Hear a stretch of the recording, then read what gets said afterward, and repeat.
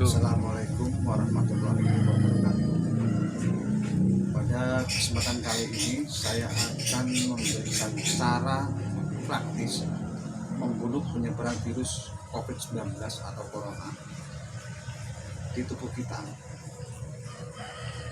Pada kesempatan kali ini saya akan berbagi pengalaman mengenai penyebaran virus COVID di tubuh kita. Pengalaman ini hasil saya survei, juga wawancara terhadap orang-orang yang telah terpapar virus corona atau COVID-19, supaya kita tahu mencegah sedini mungkin agar virus itu tidak menjalar parah pada tubuh kita. Sebelum jauh ke judul acara penyebaran virus COVID-19 ini, harus kita tahu fase-fase atau tahap-tahap virus corona dalam penyebaran di tubuh kita. Fase itu adalah terpaparnya mulai H+1 sampai dengan H+14. Fase itu yang pertama adalah H+1 sampai dengan H+4. Ini fase pertama. Fase inilah yang perlu kita waspadai untuk mencegah supaya virus itu tidak menjalar ke paru-paru atau ke tubuh kita selanjutnya. Fase kedua yaitu H+5 sampai H+6. Fase ketiga H+7 sampai H+9. Ini adalah fase paling kritis.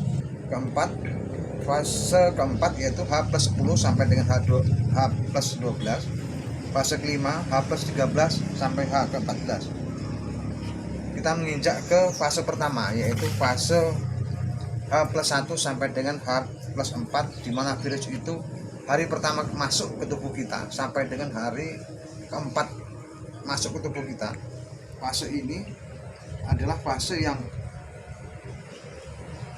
sebenarnya fase tingkat penyembuhan kita atau fase tingkat virus itu tidak terpapar secara menyeluruh. Nah, pengenalan pada fase ini biasanya orang-orang yang terpapar pada fase ini hanya seperti masuk angin biasa. Ini dialami H pertama sampai dengan H keempat hari terpaparnya kita. Yang kedua, makan minum masih normal, tenggorokan kita sedikit sakit. Fase inilah yang perlu kita waspadai agar fase ini virus ini masih di posisi di antara tenggorokan, di mulut tenggorokan, hidung, sinus ataupun saluran pernapasan, supaya virus ini tidak menjalar ke paru-paru. Nah, fase inilah sebenarnya inti dari video tersebut, cara pengobatannya dan bagaimana fase ini tidak berkembang biak menjalar ke tubuh kita. Fase kedua yaitu fase H+5 sampai dengan H+6 hari, di mana kita hari kelima sampai ke-6. Ini ciri-cirinya biasanya tenggorokan sakit, suaranya agak serak, badan mulai agak meriang, selera makan juga mulai terganggu, indera pengecap dan penciuman hilang. Fase inilah yang dikatakan virus itu sudah menjalar ke tubuh kita. Ini sebenarnya sudah agak sulit kita kendalikan. Ini tergantung imun tubuh kita dengan virus tersebut. Fase berikutnya ialah H+7 sampai dengan H+9. Fase ini hari ke-7 sampai dengan hari ke-9 ini ibarat puncak-puncaknya orang yang terkena virus. Ini antara hidup dan matinya di fase antara H+7 sampai dengan H+9. Biasanya dia akan demam tinggi antara 37 sampai 38 derajat Celcius, napas pendek-pendek, sakit kepala, batuk terus-menerus, sulit berbicara, dan nyeri di seluruh tubuh.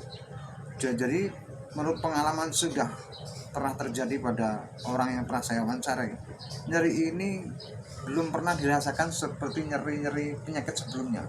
Jadi saya sendi-sendi, jari-jari semua merasa kayak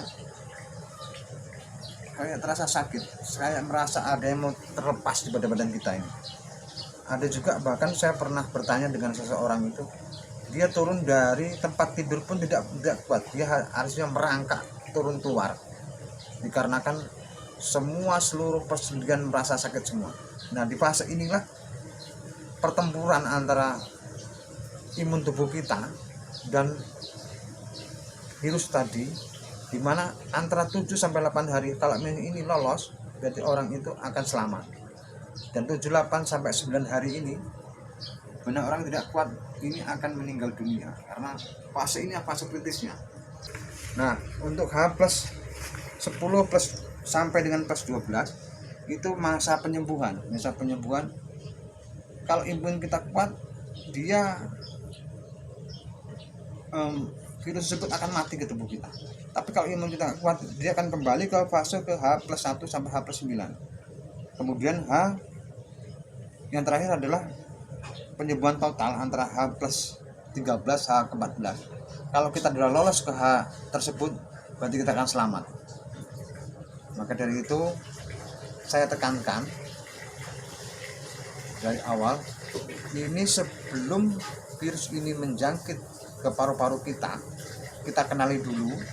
Kalau biasanya kita tidak merasa ada suara serak ataupun gatal-gatal di tenggorokan kita, itu nggak apa, itu biasa normal. Tapi kalau 1-2 hari kita entah kemana, kita jalan kemana, terus kita berkunjung ke tempat keluarga atau ke tempat teman, pulang sampai rumah kita merasa ada gatal-gatal tenggorokan, kita waspadai ya, kita bikin yang nanti saya berikan videonya, ramuan tersebut. Demikian itu, mudah-mudahan ini mencegah supaya virus itu tidak menyebar. Inilah ramuannya. Yang pertama, kita siapkan 2 air hangat. 2 air hangat ini kita taruh dalam 2 gelas. Kemudian kita siapkan garam. Ini garam. Jadi garam ini kita larutkan di seperti inilah. Kita tidak penuh 1 sendok makan, ini tidak penuh. Kita larutkan di air hangat. Ini fungsinya, garam ini membunuh virus yang masih di tenggorokan kita atau saluran kerongkong kita. Cara ini sangat efektif dan murah, bahkan ringan, mudah juga, sangat efektif. Kalau virus itu sudah menyebar ke paru-paru atau tenggorokan, itu di dunia ini tidak ada obatnya. Maka sebelum virus itu menyebar, inilah kiat kita, atau pernah yang saya alami tadinya, pernah saya laksanakan. Kalau di antara H plus 1 kita terpapar sampai dengan H plus 4 kita terpapar, ini di tenggorokan kita ada merasa gatal-gatal atau merasa seperti serak. Inilah dengan cara kita larutkan air yang hangat dicampur dengan garam. Ini buat kita berkumur usahakan sehari 3 atau 4 kali, pagi, siang, sore, atau malam kita sebelum tidur. Kita kumur seperti ini, kumur biasa. 3 kali kita kumur.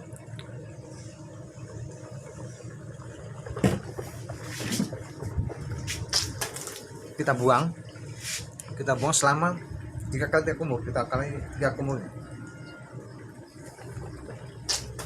Seperti itu.